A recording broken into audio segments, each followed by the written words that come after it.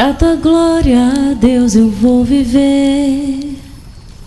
Sou simples barro, nada sou, eu sei, mas eu estou aos teus pés.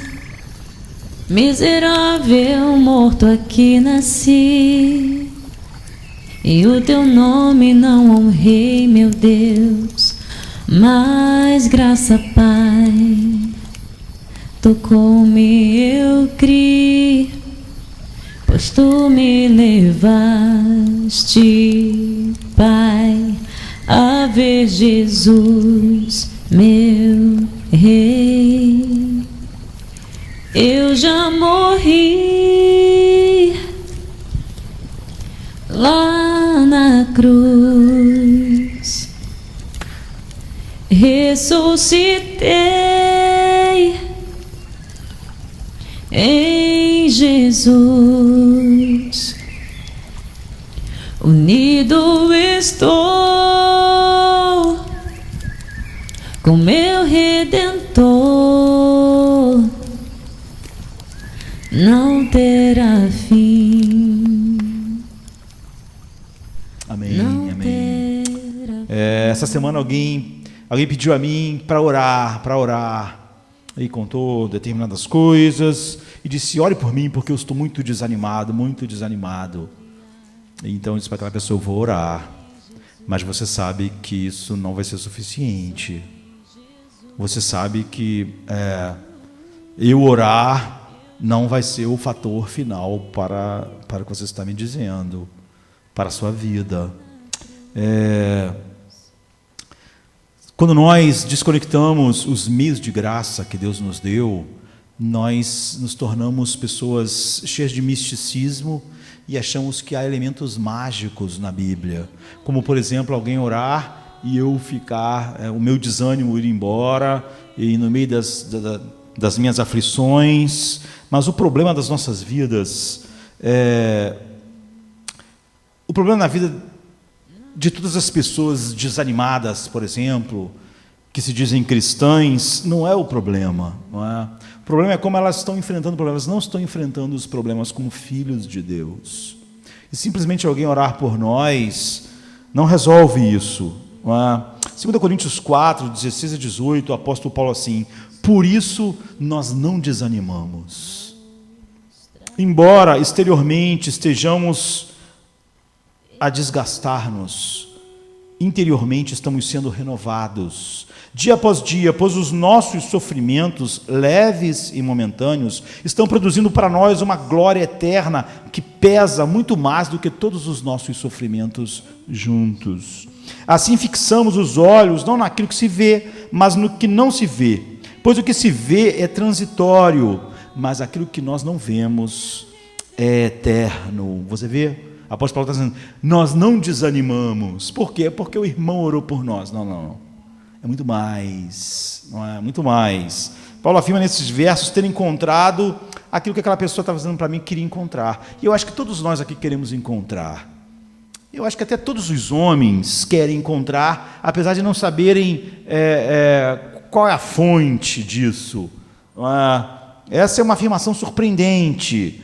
E o verso 16, essa experiência, não é, de nunca perder o coração, de nunca desanimar, não importa o que aconteça, de nunca estar desanimado, de estar sempre renovado. É uma declaração incrível, dizer que há um poder no coração que renova-se dia após dia. Por isso não desanimamos, embora o nosso homem exterior se corrompa. O nosso interior se renova dia a dia. Então, há uma maneira negativa e positiva de expressar a mesma coisa. Negativamente, a maneira que Paulo está expressando é: nós não desanimamos. Não desanimamos, nós nunca perdemos o ânimo, nós nunca estamos no buraco, não estamos. Mas positivamente, ele está falando que algo acontece. Ele fala o que é negativo, nós não desanimamos, está falando sobre o que não acontece, e depois ele fala sobre o positivo, sobre o porquê, o que acontece. É porque o nosso eu interior, o nosso homem interior, o novo eu formado em Cristo se renova dia após dia. Então, em certo sentido, todo mundo aparentemente quer o que o apóstolo Paulo está dizendo que tem. Não é? Quem não quer viver a vida independente do que aconteça e nunca estar desanimado, sempre ter energia para viver aquele dia, poder funcional de viver de uma maneira plena. Não é? Então, ninguém que está aqui hoje, ou ninguém que está ouvindo essa mensagem hoje, que cantou esses hinos hoje, cantou esses hinos para ficar desanimado. Você vê que quase todos os hinos que nós cantamos hoje, e uma grande parte dos hinos que nós cantamos, fala sobre isso. Mesmo que eu esteja no vale da sombra da morte, é o que nós acabamos de contar, eu não vou temer, porque a fé provada cresce, é o que nós cantamos. Então, eu acho que eu não conheço ninguém que fala assim para mim, o meu grande desejo é ser desencorajado, meu grande desejo é ficar desanimado. Eu tenho um anseio de ficar desanimado. Ninguém quer ficar desanimado. Mas você vê, aquela pessoa não queria ficar desanimada, ela simplesmente disse para mim orar por ela. Mas eu disse para ela, isso não é suficiente, a oração não é um ato mágico. Você vai dormir, alguém orou por você, e você acorda animado no meio daquelas aflições e problemas da vida. E é porque todo mundo, ninguém quer estar desanimado, ninguém quer estar no buraco, é que há tantas pregações hoje na nossa geração que são mensagens de autoajuda ou mensagens da psicologia secular, porque as pessoas querem, de alguma maneira, reverter aquilo que a vida faz. Não é? Mas Paulo está falando sobre algo totalmente diferente. Né? Então, nós temos que ter certeza, ao olhar esse texto do apóstolo Paulo, duas coisas, ao Paulo falar conosco isso. Há muitas pessoas, eu já disse isso aqui, que sempre acham que o seu mundo é mais escuro do que o mundo dos outros. Sempre acham que os seus sentimentos são mais profundos, seus problemas são maiores, seu mundo é pior, suas tragédias são piores, e seus hormônios são mais poderosos, a química do seu cérebro é mais desequilibrada, enfim, ele tem noites da alma. Então, antes de mais nada, quem está escrevendo isso não é uma pessoa ingênua. Quem está escrevendo isso, o fato é que isso é a palavra de Deus, mas a pessoa que está sendo usada para falar isso não está no seu escritório, numa universidade, escrevendo um livro teológico.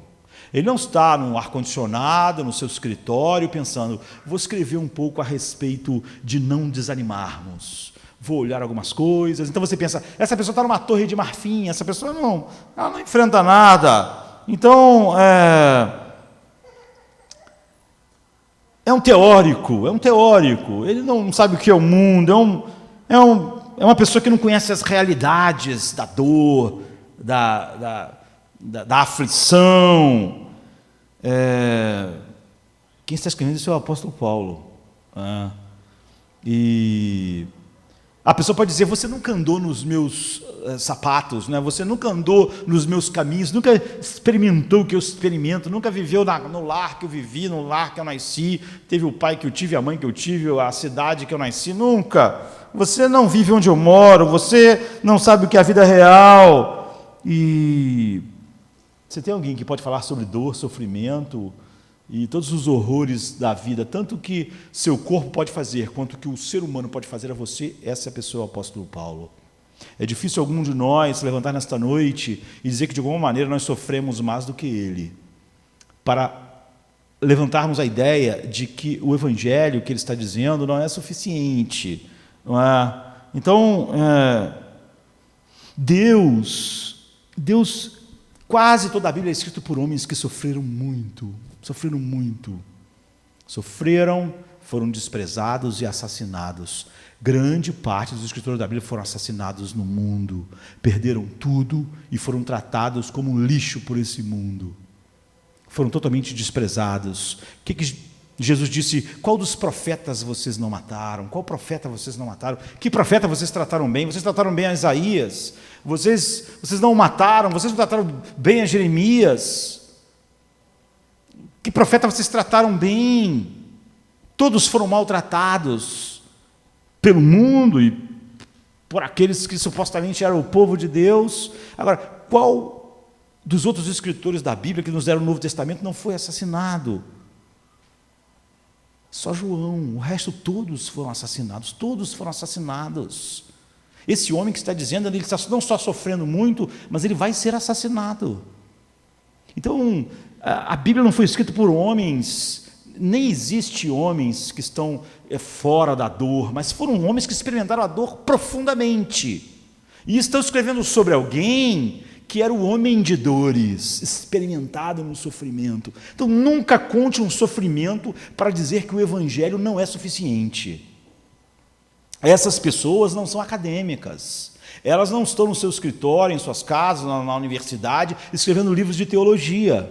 Essas pessoas estão sofrendo as coisas mais duras que um ser humano pode sofrer. Então, a primeira coisa, quando Jesus chamou Paulo, o que Deus disse para Paulo? Qual foi o chamado de Paulo? Deus disse assim, Jesus disse para ele em Atos 9,16, eu vou te mostrar o quanto você deve sofrer por causa do meu nome. Isso no primeiro dia, na entrada. Na entrada foi dito a ele, eu vou mostrar quanto você deve sofrer pelo meu nome. Então, apóstolos, profetas, sofrimento e assassinato são coisas ligadas. O único que não foi assassinado foi João, mas foi preso, torturado, de tal maneira que quando ele começa a escrever Apocalipse, ele diz, meus companheiros no sofrimento. É assim que ele chama os outros cristãos, companheiros no sofrimento. Então, portanto, você vê, isso é a verdade, porque é a palavra de Deus. Ainda que as pessoas que tivessem sido inspiradas pelo Espírito Santo fossem pessoas que tivessem vivido lá, sei lá, em algum canto no Jardim do Éden, isso seria a verdade. A verdade é a verdade porque Deus diz que ela é a verdade. O que Deus diz é a verdade. Mas o fato é que, além disso, são pessoas que viveram o realismo da dor, sofrimento, perda e violência, que ninguém pode dizer que experimentou mais do que eles. Então, a primeira é que o segredo de não perder o coração, de não desanimar, e ser renovado a cada dia, é algo que suporta qualquer dor, qualquer sofrimento e qualquer morte. Porque isso está sendo escrito por um homem que sofreu toda a dor, todo o desprezo e o assassinato. E todo o resto da Bíblia foi escrito por homens que experimentaram o tempo todo exatamente isso. Então, ele usa a expressão se corrompa, se destrua, ainda que meu homem exterior está sendo destruído, está sendo destroçado. Essa palavra é usada, mas a palavra que Paulo usa aqui, ainda que meu homem exterior, meu corpo esteja se corrompendo, é usada mais 5 vezes no Novo Testamento. Por exemplo, Jesus usa ela em Lucas 12:33, quando ele diz assim, façam para vocês bolsas que não se gastem com o tempo, um tesouro no céu que não se acabe, onde o ladrão algum chega perto e nenhuma traça destrói. Essa palavra, nenhuma traça destrói, é a palavra que Paulo usou, é a palavra que Jesus está usando. Então, você vai colocar o seu casaco no inverno que está lá no Rio de Janeiro, que não faz inverno, o inverno cai numa quarta-feira, né, depois revolta assim num sábado. Então, depois de tempos e tempos, o teu casaco lá, e quando você vai tirar o seu casaco, ele está cheio de furos.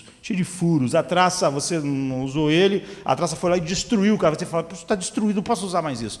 Essa é a palavra que Paulo usou. O meu corpo é como se as traças estivessem destruindo ele. Ou então, essas pessoas antigamente que não gostavam de botar dinheiro no banco e guardavam numa caixinha, e depois de anos vai olhar o dinheiro, e aí a traça comeu o dinheiro, mesmo que tenha sido dólar, né? Então, o casaco está em ruínas, a roupa está em ruínas, o dinheiro está em ruínas. Paulo diz, o meu corpo está em ruínas.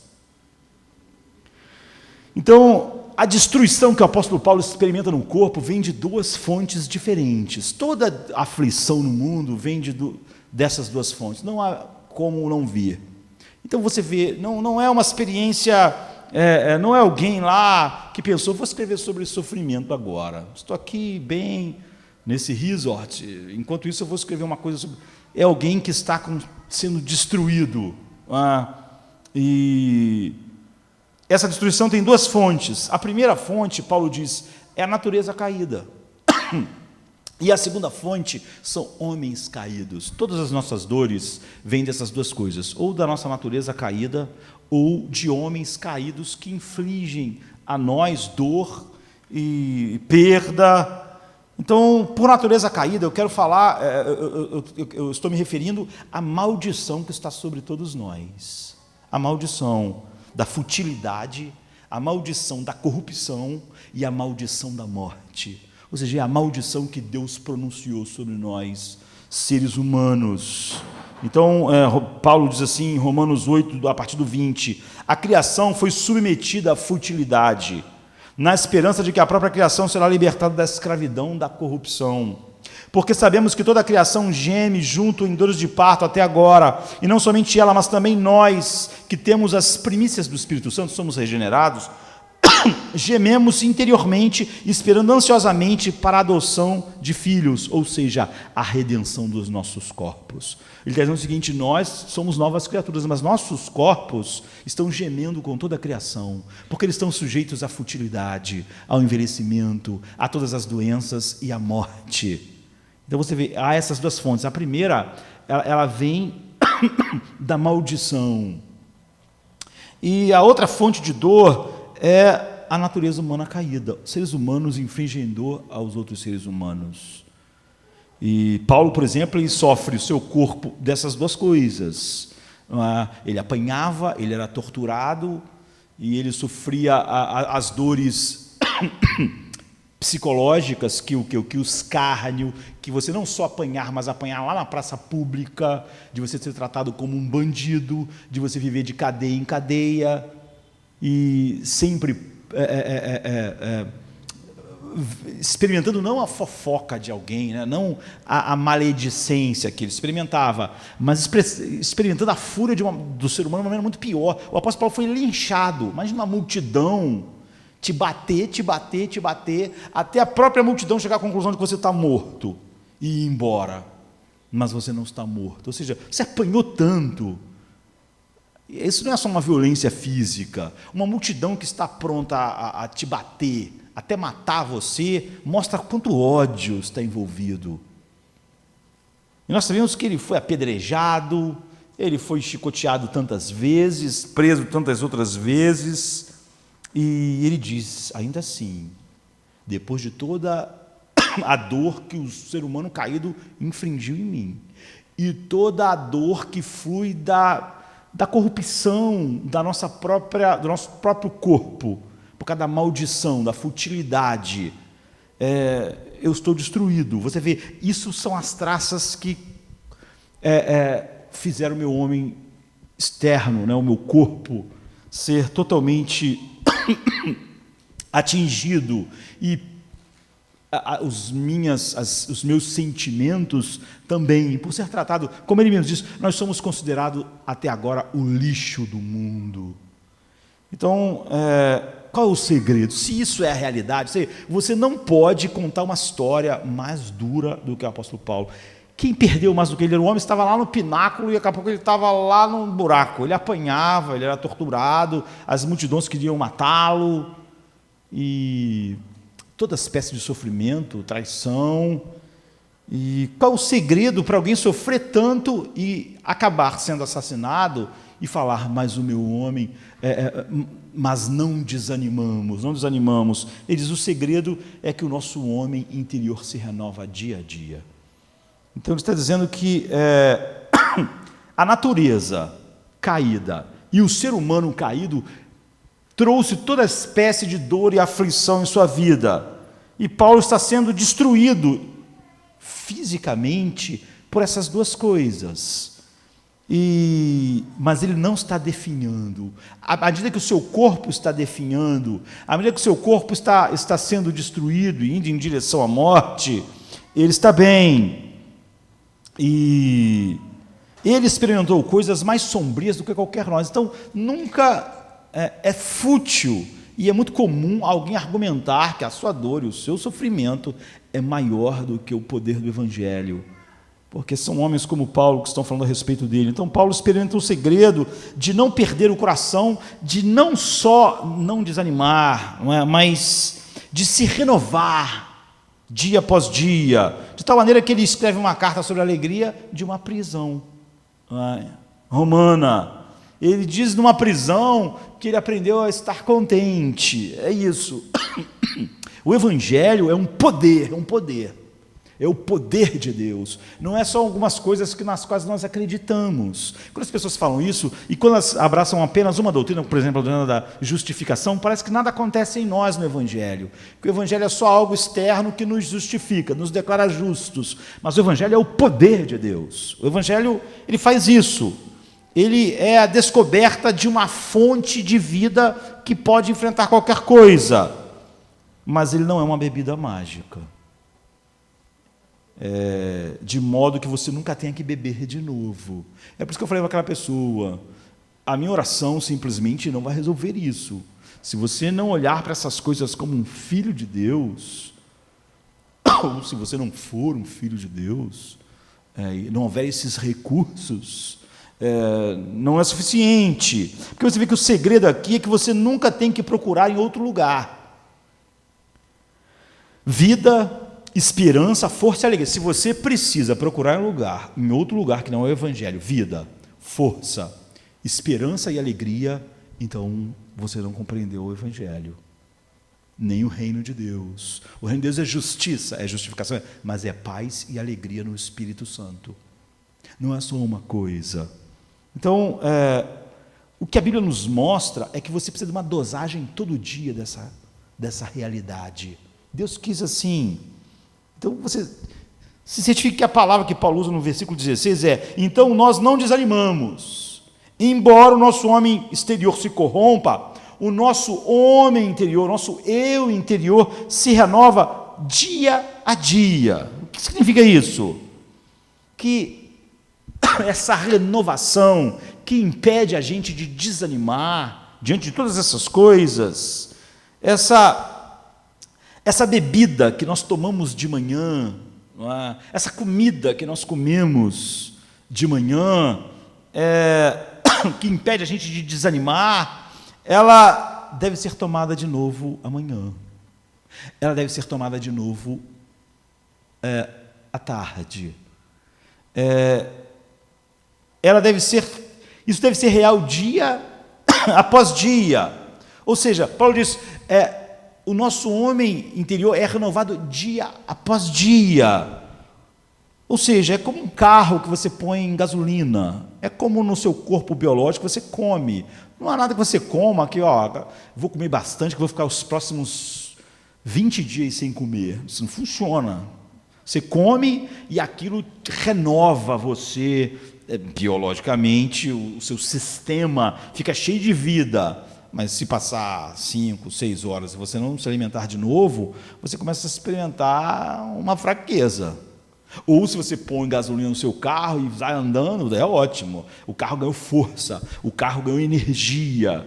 Mas se você continuar andando indefinidamente, ou você bater, encher o tanque, agora eu posso andar 5 dias, você vai ficar na rua, Não é? Então o metabolismo espiritual da sua vida se banqueteou com uma refeição, que renovou você. Mas você vai precisar de mais, e você vai precisar de novo, e de novo, e de novo. Então, Jesus disse assim para nós, basta, em Mateus 6,34, basta a cada dia o seu mal, seu próprio problema, sua própria traça comendo o seu corpo, a própria degeneração do seu corpo, a própria maldade que outros seres humanos fazem a você. Então, basta a cada dia o seu mal, sua própria destruição, sua própria traça, ou sua própria ferrugem, ou sua própria perseguição, ou sua própria dor, ou sua própria morte. Cada dia tem o seu próprio, basta a cada dia o seu mal. Você não pensa no mal de amanhã, depois da manhã, daqui a um ano. Basta hoje. E a sua esperança, sua força, sua alegria não é feita para funcionar com a gasolina de ontem, com a comida de ontem, como o seu corpo não foi feito para funcionar com o almoço de ontem, com o almoço de um mês atrás. O seu corpo ele tem que funcionar todo dia com o almoço de hoje. com o café da manhã de hoje, com o jantar de hoje. Não faz sentido nós orarmos a Deus, como não faz sentido, eu estava falando para aquela pessoa, orar a Deus para ter ânimo, não faz sentido você pedir a Deus, Senhor, me dê saúde, mas eu não quero comer mais, não vou comer comida, eu não como comida. Isso é brincar com Deus. Deus criou nossos corpos, Deus estabeleceu alimentos próprios para nutrir os nossos corpos, e se você decidiu não se alimentar, você não pode orar a Deus para ter energia. Eu estou sem energia, pastor, eu não tenho vontade de fazer nada. É porque o que acontece? Há 3 dias eu não como. Pô, você devia estar comendo, né? Ora por mim. Não, é melhor você almoçar. Você almoçar.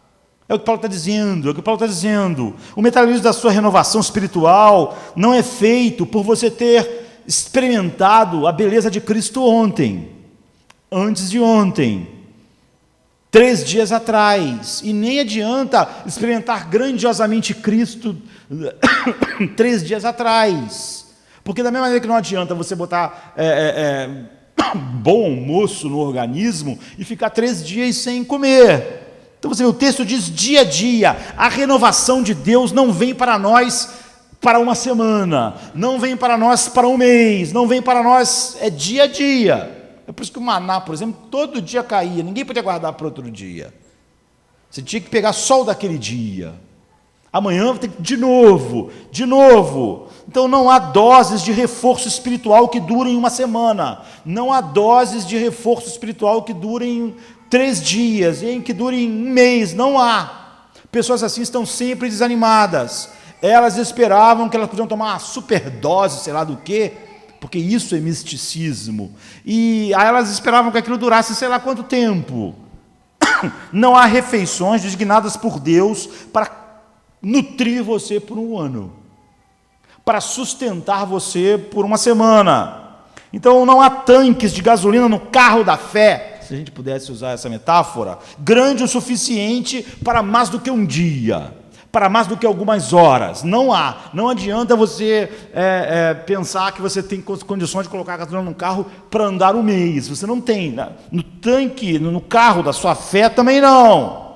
Então o nosso homem interior se renova dia a dia, todo dia. E é por isso que a Bíblia não só disse, basta a cada dia seu mal. Jesus disse, não pegue o mal de hoje é o que você deve viver. Mas para cada dia, a Bíblia não falou só isso, mas Jesus só falasse isso, basta a cada dia seu mal.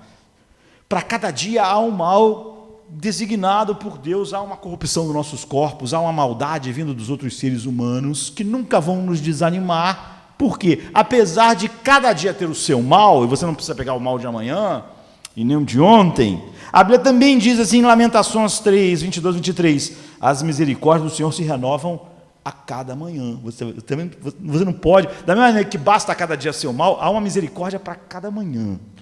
Se você quiser pegar misericórdia para um montão de dias, não existe. Elas vão se renovar. Como cada dia vai chegando novo mal, vai chegando novas misericórdias. Novas misericórdias para novo mal. Então, há uma nova água que flui. A cada dia, uma nova comida para o metabolismo espiritual de hoje, nova gasolina, uma nova dosagem para aliviar a dor de hoje, a aflição de hoje, as perdas de hoje, a traça que corrói de hoje. Nós precisamos de renovação espiritual diária, e há uma razão pela qual Deus nos projetou assim. Não é? Nunca murmure contra Deus, ou pense que o Evangelho é insuficiente, ou que você precisa de algo mais do que ele para a vida e a piedade, ou seja, para a paz, a alegria, para ter o que Paulo está dizendo aqui. Nunca murmure. Não é? Por que Deus determinou que precisa de tantos atos, de milhares de atos de renovação, para eu não perder o coração, para eu não desanimar? Porque, óbvio, quando a gente se delicia com aquilo que Deus determinou nos alimentar, a gente não faz esse tipo de reclamação. A gente não reclama, por que Deus determinou que para viver a gente tem que ficar almoçando toda hora, e a gente tem que ficar comendo e comendo? Você é chato comer. Não, você gosta de comer. O problema é até o contrário. Não é? Às vezes come mais do que era necessário, o que na vida espiritual não é possível. Então nunca diga, a Deus que você conhece de uma maneira melhor. Você não conhece. Nenhum de nós conhecemos. Não é? Deus fez assim, não é? Porque nós precisamos lembrar da suficiência que flui dele. E nós esquecemos rapidamente o soli deo glória quando nós achamos, quando nós não voltamos à fonte o tempo todo e vemos que a única coisa que pode realmente trazer paz, alegria, conforto e nossos corações nunca desanimarem é Deus, é Ele mesmo. Então no versículo 7 ele diz: nós temos esse tesouro em vasos de barro, não é? Ou seja, fracos, que precisam de renovação diária. Como nossos corpos biológicos são fracos, precisam todo dia de renovação, porque eles não são fortes, eles não têm combustível para 1 milhão de anos, como o Sol. Não é? E para quê? Para mostrar a excelência do poder de Deus e não nosso. Ou seja, o Evangelho é um poder, mas é o poder de Deus, não é o nosso poder. Para que a gente lembre disso o tempo todo, tudo que eu tenho flui de Cristo. Eu diariamente preciso beber e preciso de novo. É assim, Deus nos salva através de 1000 batalhas. Mas a guerra foi vencida na cruz. Mas apesar da guerra ter sido vencida, Ele quer que a gente enfrente as 1000 batalhas que Ele quer, para nós vermos a suficiência do que foi feito na cruz, o poder que nos justifica, mas que também nos dá paz, mas que também é o seu reino, que é justiça, mas é alegria e paz no Espírito Santo, que o Espírito Santo é o Consolador, que nos consola em todas as nossas aflições, que Ele não pode falhar, que a ideia de que um tipo de Consolador humano, ou um Consolador humanista secular, pudesse fazer por nós, que o Espírito Santo é incapaz, é uma loucura. Então nós precisamos de 1000 renovações, de modo que nós nunca nos esqueçamos de que nós mesmos somos fracos, somos vasos de barro, mas que o Evangelho é o poder de Deus. É o poder de Deus maior do que qualquer outra coisa que possa estar ao nosso caminho. É isso que os apóstolos, é por isso que ele está escrevendo isso de uma situação desesperadora, mas ele diz: está tudo bem, porque nós não desanimamos. Ele é a nossa força, Cristo é a nossa água, é a nossa comida, é a nossa gasolina, é a nossa medicina, e nós temos mais e mais dele dia após dia, assim que nós somos renovados. É óbvio que se alguém diz que está desanimado, a pessoa está fazendo uma declaração sobre si mesmo e não sobre o Evangelho. Quando alguém diz para mim que está fraco porque uma semana não come, ela não está falando nada sobre a comida. Ela está falando sobre ela, sobre a insensatez, não é? Sobre a insensatez de simplesmente não se alimentar, e aí sentir no corpo e desejar que não seja fraco. Não é? Então, Ele é o doador de toda esperança, de toda alegria, de todo conforto, que é suficiente para alguém como Paulo, que sofreu mais do que nós vamos sofrer em nossas vidas. Isso é o que o apóstolo Pedro disse. Ele disse assim: servi pela força que Deus supre. 1 Pedro 4:11, a fim de que em tudo Deus seja glorificado por meio de Jesus Cristo. Ele só é glorificado porque em tudo nós estamos vivendo e agindo pela força que Ele supre. Nós somos só os vasos de barro. Então o doador da força recebe toda a glória. E é por isso que nós somos fracos. E em nossa fraqueza, em nós mesmos, Deus é grandemente glorificado. Ao mostrar que em vasos de barro como nós, é sobre isso que Paulo estava dizendo, há esse poder infinito operando tão somente por causa de Cristo. E esse poder é o próprio Cristo em nós. Então, qual é o segredo de não desanimar, mas ser renovado dia após dia? Como isso acontece? Existem 2 coisas aqui para nós na Bíblia. Uma não está no nosso texto, mas é claramente a respeito disso.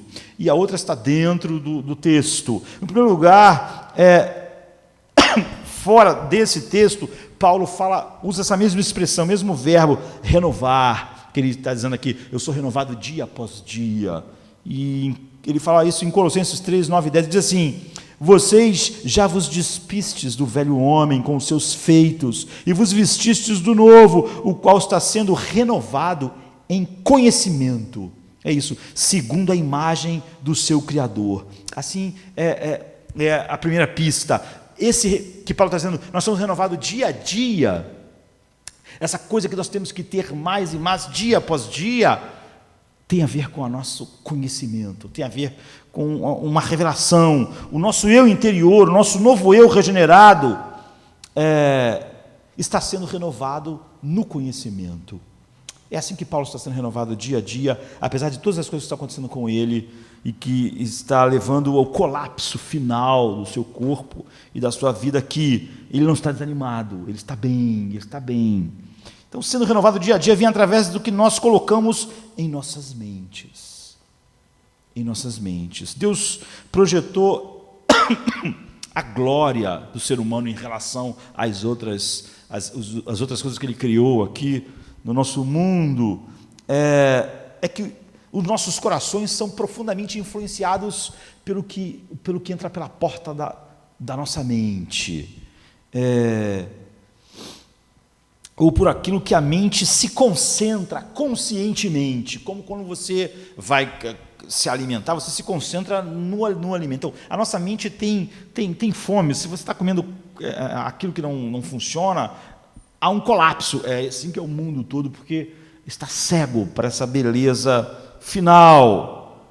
Mas o que o Evangelho nos dá é através de algo que é mais do que o conhecimento, mas nunca menos, nunca menos. Ou seja, o conhecimento por si só, sem o Espírito Santo, não traz nada às nossas vidas, não nos renova diariamente.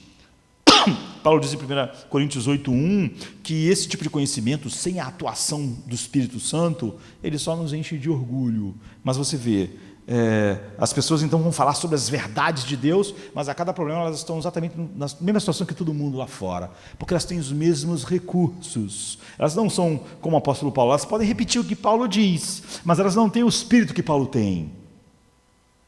Elas não têm o novo coração que Paulo tem. Então, quando essas coisas chegam, aquelas coisas que a pessoa falava, não tem poder, porque o Evangelho é o poder de Deus. Então, há muitas pessoas, eu sei, que estão com as suas cabeças cheias de afirmações verdadeiras sobre o Evangelho e podem repetir essas doutrinas, mas que não são filhos de Deus. Mateus 23:15 fala a respeito disso. Então, essas pessoas são como, eu diria assim, girinos espirituais, porque girino é assim, é uma fase, né, do animal, da rã, do sapo, que o girino em si ele tem uma cabeça enorme, ele não tem mais quase nada, tudo ele é só cabeça, né? Tem gente assim, ele tem todas essas verdades na cabeça, mas não tem mais nada. Então, quando os problemas chegam, eles têm os mesmos problemas existenciais das outras pessoas. Ele não pode dizer como Paulo. Quando tudo chega, dor, sofrimento, por causa do meu corpo, por causa da criação caída e por causa dos outros homens maus, eles só têm os mesmos recursos que todo mundo. Então, eles falam sobre essas verdades, mas na hora dos problemas eles vão ter a mesma coisa, os mesmos argumentos do homem que não tem nada. Eles vão falar sobre psicologia secular, sobre a química do cérebro, eles não têm recursos. Mas eu não conheço nenhum cristão verdadeiro que é renovado dia após dia sem colocar essas verdades na mente. Ou seja, essas verdades sozinhas não fazem nada. Mas nunca alguém é renovado sem essas verdades. O que nós temos é o Espírito Santo que nos leva a essas verdades. Em outras palavras, é preciso mais do que só saber para ser renovado dia a dia, mas não menos. Não conhecer a verdade e não trazê-la de novo, é óbvio impossível para alguém que está sendo renovado diariamente. Então, Deus nos projetou e depois nos regenerou exatamente e nos deu esse coração que é totalmente influenciado pela nossa mente. Então, agora Ele nos dá uma nova mente para que essas verdades, ao chegarem à nossa mente, essas verdades que vêm do livro, pelo Espírito Santo que habita em nós, cheguem àquilo que eu já chamei aqui em outro sermão, na fornalha do nosso coração e incendeiem em afeições santas, desejos santos. Então, a questão aqui não é perder o coração ou desanimar. Não perder o coração está profundamente ligado a não perder a verdade, a em cada situação enxergar a verdade de Deus, a verdade sobre Cristo. Então, nova força no coração é profundamente ligado ao nosso conhecimento, que é trazido de novo, conscientemente por nós, como quando a gente come comida, e energizado pelo poder, se nós somos regenerados e habitados pelo Espírito Santo de Deus. Essa é a primeira coisa, é o uso de Paulo da palavra sendo renovado pelo conhecimento, e se revestiram do novo, o qual está sendo renovado em conhecimento à imagem do seu Criador, Colossenses 3,10. A segunda coisa está no texto, e nosso tempo é pequeno para essa parte, mas aponta para a mesma cabeça, para a mesma coisa. A cabeça deve servir ao coração, não o oposto. A nossa mente serve ao nosso coração. Então, a primeira palavra do versículo 16 é por isso, ou portanto. Para conectar o quê? Quando a gente usa essa palavra, a gente quer conectar com algo que a gente falou antes, com algo que veio antes. Então, a primeira palavra do versículo é portanto, por isso. E a primeira palavra depois desse versículo 16, que Paulo vai dizer que ele é renovado e tal, é um porquê, assim, que vai nos conectar com uma verdade que vem depois. Então, há um portanto que nos liga com a verdade que estava vindo antes, e há um assim que nos conecta com a verdade que vem depois. Então, você quando olha no início do 16, diz, por isso, portanto, nós não desanimamos. Embora o nosso homem exterior se corrompa, o nosso homem interior se renova dia a dia. No início do 17 ele diz, por quê? Por que isso acontece? Porque nós nos renovamos a cada dia. Assim, esta aflição leve e momentânea está preparando para nós um peso eterno de glória. Então, por isso não desfalecemos. Portanto, não desfalecemos. No início do 17, porque a nossa leve vai ligar a verdade depois. Lá no 16, ele ligou com a verdade que vinha antes. Então, por exemplo, a gente diz assim, eu estou com fome, portanto, eu vou comer. Essa realidade do que eu estou com fome me leva, portanto, a me alimentar. Mas, se você liga diferente, você diz assim, eu estou indo comer, porque eu estou com fome. Você vê, a verdade vai vir depois. Então, há um porquê para ligar isso. Então, quando eu apoio uma ação, quando o apoio da minha ação, o apoio da ação que eu vou praticar, quando o apoio para ela, a verdade para ela, vem antes, eu tenho um portanto, eu tenho um por isso. Quando o apoio para a minha ação vem depois, eu tenho um porquê, assim.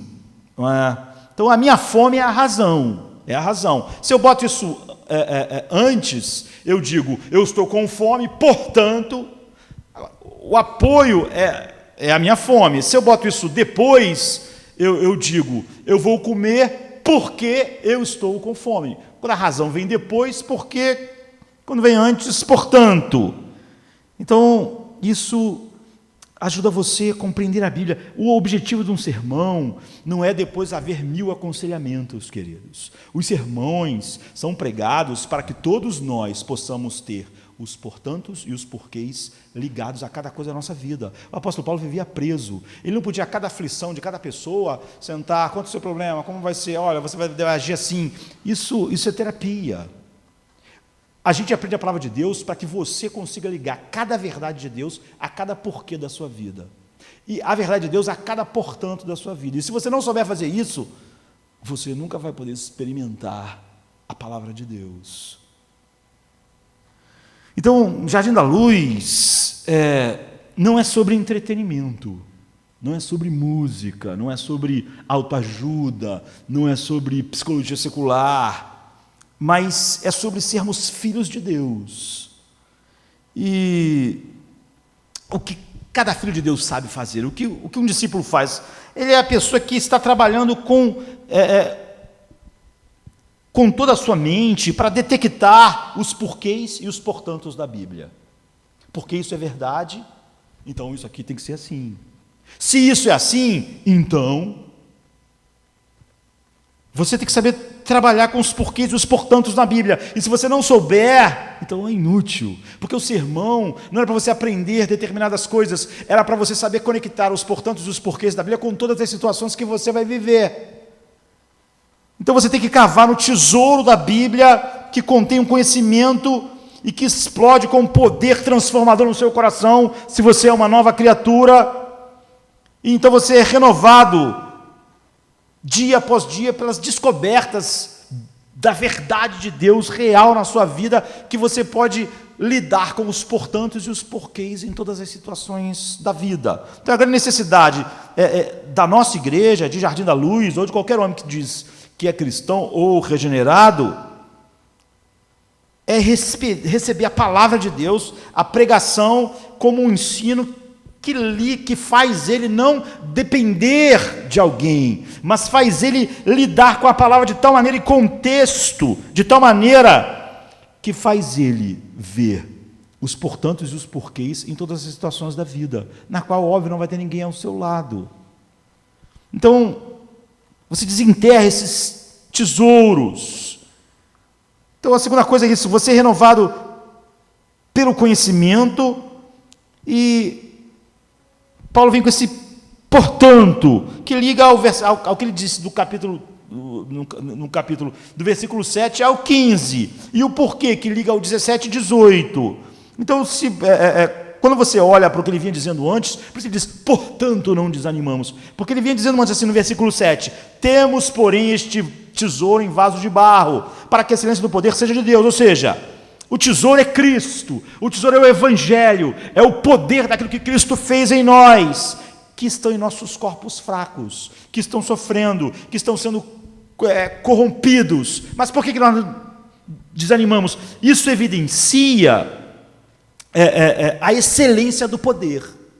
Nós temos esses vasos, esses corpos fracos, e nós sofremos então o efeito da criação caída e dos outros seres humanos caídos, mas nós não nos animamos. E isso mostra o quê? Que o tesouro dentro de nós, apesar de nós sermos fracos, é tremendamente poderoso.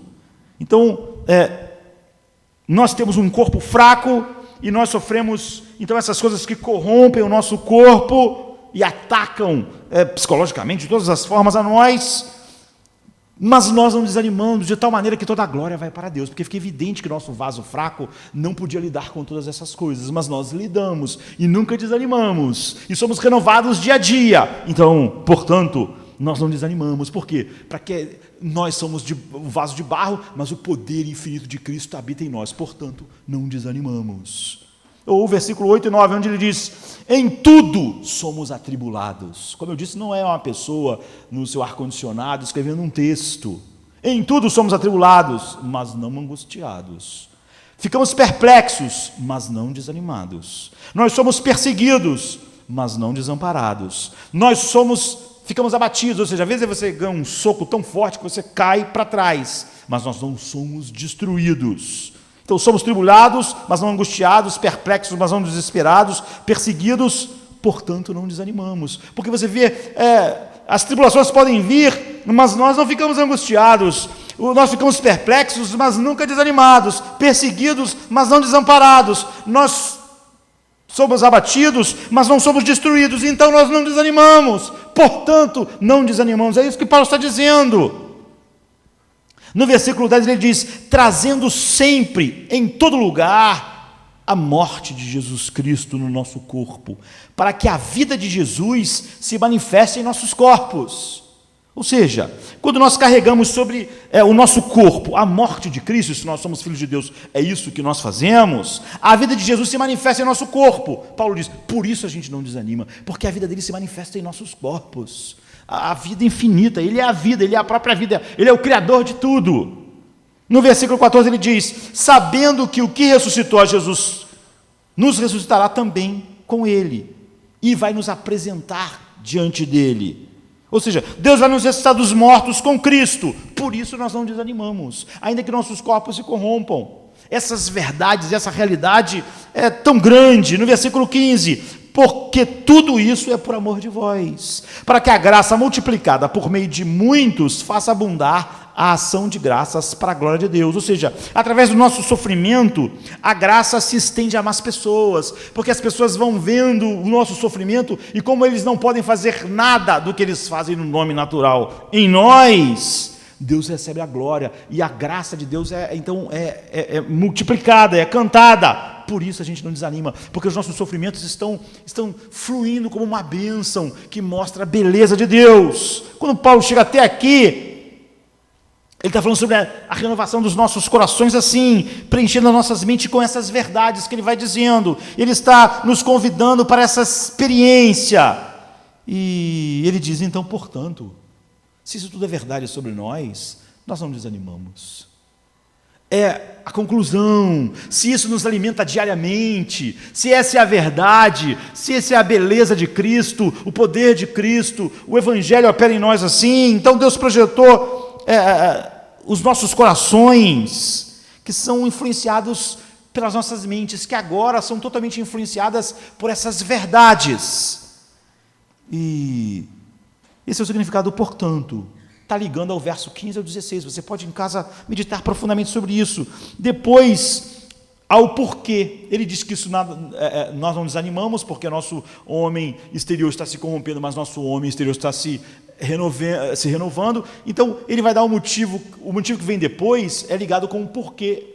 O que veio antes, com portanto. Então ele diz, por que isso? Porque a nossa leve e momentânea tribulação produz para nós um peso eterno de glória muito excelente, não atentando nós, então, nas coisas que se veem, mas nas coisas que não se veem, porque as que se veem são temporais, e as que não se veem são eternas. Então, o principal apoio nesse parágrafo para a nossa renovação diária é porque, agora ele vai falar sobre algo que vem depois, porque nós não desanimamos, porque cada tribulação está criando um peso de glória para nós, muito excelente. De tal maneira é esse peso de glória que a tribulação e a angústia está criando para nós, que essa leve e momentânea tribulação, que nós nunca desanimamos, porque nós estamos vendo o que ela faz. Então olhe para isso. Paulo está dizendo, olha o peso de glória, a comparação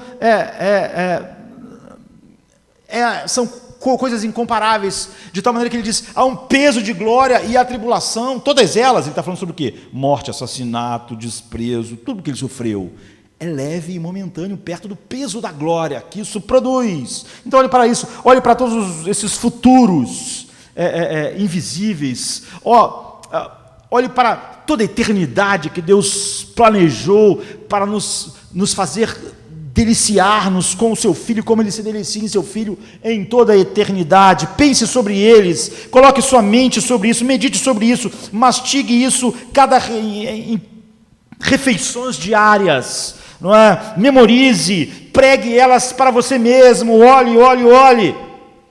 É por isso que nós não desanimamos, é por isso que eu sou renovado dia a dia, é por isso que nós somos. Você vê, quando as pessoas às vezes as pessoas têm dificuldade, quando o humanismo secular vai ensinar isso para você? Quando vai sequer chegar perto de algo assim? Esse é o ponto do verso 18.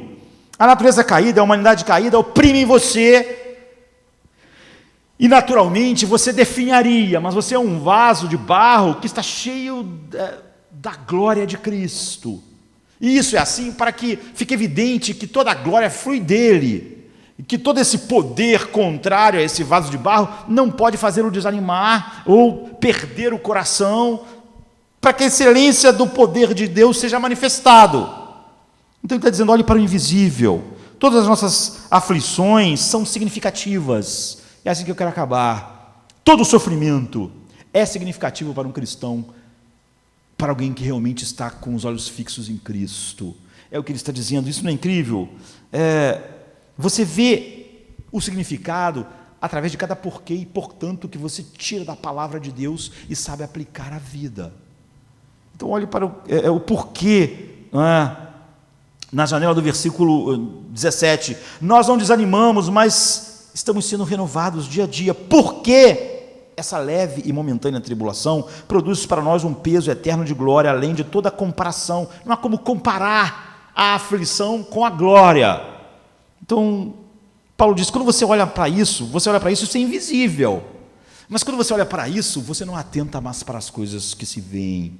Porque as que se veem, ele diz, são temporárias. Mas as que não se veem e que nós estamos contemplando diariamente, e é assim que nós somos renovados diariamente no nosso homem interior, essas são eternas.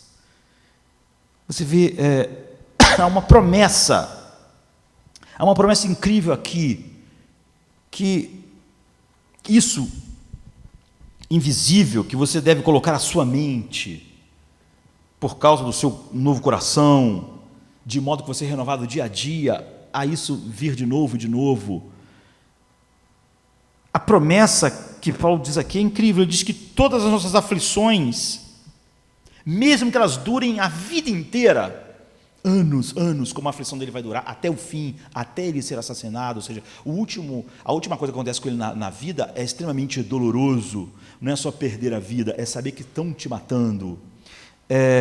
O que Paulo diz é o seguinte, nenhuma dessas coisas, Paulo não disse isso depois que ele se aposentou, foi um ministério muito difícil, mas agora eu estou aqui aposentado, estou aqui em Cabo Frio, e estou dizendo para você, está vendo, valeu a pena. Não, ele vai sofrer até o fim, ele vai sofrer até o assassinato. Ele está dizendo, é leve, é momentâneo, não porque para, não porque agora, sofri muito, mas agora já tudo passou, e eu estou aqui só os últimos dias da minha vida, eu estou com essa aposentadoria, de frente para o mar. Não, isso vai acontecer com ele nunca vai ter esse tipo de descanso. Ele chama de momentâneo, porque ele está comparando com todo o peso de glória da eternidade. Então ele contrasta o momentâneo com o eterno, a aflição com o peso de glória, é isso. E ele chama de leve e momentâneo porque isso está preparando para nós, contrastando um peso eterno, contrastando com aquilo que era momentâneo. O que ele está dizendo aqui de uma maneira especial, todas as aflições que nós experimentamos no mundo, não importa por 60, 70 anos, 80 anos, cada aflição muda a glória que nós vamos desfrutar no futuro. Ou seja, Deus deixa que cada sofrimento prepare uma glória ligada àquele sofrimento no nosso futuro. Ou seja, essa inglória, né, da vergonha, da aflição momentânea, é um fardo suave para nós e leve, porque nós lembramos que, por causa daquilo que Cristo fez, cada uma dessas coisas não só são suportáveis. Você vê, Paulo diz assim, eu suporto a deterioração do meu corpo. Ele diz, não, eu estou sendo renovado, não é resignação. Não e ele realmente sofreu todo o tempo e ele vai ser assassinado. Mas ele diz, em cada momento de aflição, prepara para nós um peso de glória. Deus ligou glórias futuras e eternas às aflições da vida que os nossos corpos experimentam, por estarmos no mundo caído e pelas aflições que outros seres humanos impõem a nós. Então, nós não desanimamos, porque cada momento da nossa aflição, no caminho de vivermos para a glória de Deus no mundo, prepara para nós, não importa se é doença ou calúnia, não importa se é a natureza caída ou se são pessoas caídas infligindo dor, tudo para nós é significativo, porque Deus, todas essas aflições estão produzindo uma glória que agora, no momento, é invisível para nós, mas que está ligado, cada sofrimento, a uma glória específica maior no futuro, de tal maneira que nenhum sofrimento nosso vai ser desperdiçado. Nós vamos ter uma visão maior da glória de Deus por causa de cada sofrimento que Ele nos colocou neste mundo. Então, esta leve e momentânea tribulação produz para nós um peso eterno de glória, além de qualquer comparação. Essa glória que Deus vai nos mostrar, além da imaginação, que é, por exemplo, Paulo diz assim, em 1 Coríntios 2, 9, o que os olhos não viram, nem os ouvidos ouviram, nem o coração do homem imaginou, Deus tem preparado para aqueles que o amam. Há glórias especiais nas eras por vir, na eternidade, que são trazidas pelas nossas aflições particulares. Isso que o 17 está dizendo. A sua aflição é uma preparação para uma glória que você não experimentaria se Deus não colocasse você naquela aflição específica. Você, na eternidade, vai ver algo maravilhoso e ligar com cada aflição. E essa glória será maior por causa de cada aflição que você experimentou. A aflição produz um peso eterno de glória. É isso que eu quero dizer quando afirmo que cada momento da sua aflição é significativa, porque cada momento de aflição está preparando algo para você. Ele está dizendo que isso, pense nisso, assim que nós temos que encerrar, que a tua aflição, ou cada aflição, está causando algo no futuro, na eternidade, trazendo sobre isso algo glorioso que não existiria se não fosse a aflição que você está experimentando. Que Deus preparou algo lá ligado a essa aflição, que não teria lá se essa aflição não entrasse na sua vida agora. Então, isso livra o cristão, ou alguém como Paulo, de nunca pensar, esse sofrimento não tem sentido. É isso que às vezes o sofrimento traz para nós. Mas isso aqui não tem sentido, essa dor não tem sentido, isso aqui não tem nenhum propósito, é só um mundo caído que trouxe isso, não tem sentido. A Bíblia diz, não. Paulo diz, quando você olha para as coisas invisíveis e aquilo que Deus tem preparado na eternidade, você tem que entender que cada sofrimento tem um sentido com um determinado peso de glória que Deus preparou especificamente para você. A promessa de Deus é que nada em sua dor é sem sentido. Que um dia você vai ver uma glória que corresponde exatamente àquele sofrimento. Tudo que está sendo preparado, tudo está trabalhando algo em nós para a eternidade. Tudo está produzindo algo que não existiria sem aquela específica dor. Está preparando um peso de glória. Então eu quero encerrar, por exemplo, pensando numa tragédia que a princípio não tem sentido para as pessoas. Mas você vê, muda tudo. Essa visão profunda do apóstolo Paulo a respeito de por que um filho de Deus não desanima. Pelo contrário, é porque você pode não desanimar, mas está ali. Não, você é renovado. Por quê? Não, por exemplo, vamos acabar com uma tragédia na Bíblia, a tragédia da vida de João Batista. Ele morreu com 30 e poucos anos de idade. Esse é o exemplo para me fechar. Então, de um ângulo, essa é uma das histórias mais trágicas da Bíblia. Você não pode ler essa história sem lágrimas nos olhos. Jesus disse assim em Mateus 11:11, entre os nascidos de mulher, não surgiu ninguém maior do que João Batista. Então, agora João Batista está na prisão. E ele está na prisão porque ele disse publicamente ao rei Herodes, não é lícito possuir a mulher do seu irmão Filipe. O seu relacionamento é um relacionamento de adultério. Eu sei que a maioria dos cristãos hoje, politicamente corretos ou sintonizados com a cultura, iam dizer, João Batista sofreu porque ele era culpado. Ele não tinha nada que ver com a vida sexual do rei. Se ele estava com o rei, ele tinha que falar sobre o social. Rei, a rua está ruim, sei lá, rei, a cidade não pode ser melhor. Por que ele tinha que ir lá falar que o rei não podia ficar com a mulher que ele estava? Então ele foi preso. Então muitos cristãos iam hoje, né? Cristãos que são têm a mente exatamente como a do mundo, e dizer, o que importa a vida sexual do rei? O importante é o social. O cara era o rei, o cara fazia as leis, ele podia ali fazer uns protestos, mas ele foi falar lá sobre a vida sexual do rei e acabou se dando mal. Mas agora João Batista está preso, ele está sozinho na prisão. Imagine lá, ele em alguns momentos queria saber sobre se Jesus era a resposta a todas as promessas bíblicas. Mas o fato é que enquanto João Batista está preso na cadeia com 31 anos, 32 anos, está tendo uma festa de aniversário do rei, de Herodes, né? E totalmente sensual naquela cultura, né? E como um bônus sexual para os hóspedes, a filha da sua mulher dança, uma dança sensual, maravilhosa lá para eles. E Herodes ficou tão feliz com aquela dança, com a sensualidade da dança, enfim. E ele disse, olha, você pode me pedir o que você... A dança foi tão incrível. Essa dança foi o máximo, foi o ponto alto da festa do meu aniversário. Fiquei feliz com a dança. Você pode pedir qualquer coisa. E ela foi consultar sua mãe. E como Herodias odiava João Batista, Mateus 14:8 diz que ela pediu a cabeça de João Batista. Então, quantas vezes eu me coloco na posição de João quando leio essa história de novo e de novo? João está sentado na prisão, ele está orando, ele está aspirando por uma libertação para continuar o seu ministério. Ele era alguém que pregava a verdade, batizava as pessoas no deserto, levava as pessoas para Cristo. Ele é o Cordeiro de Deus que tira o pecado do mundo. Ele tinha um ministério significativo. Ele é a pessoa que Jesus disse: ninguém nascido da mulher é maior do que João Batista. Mas então ele está lá na cadeia com essas expectativas, né?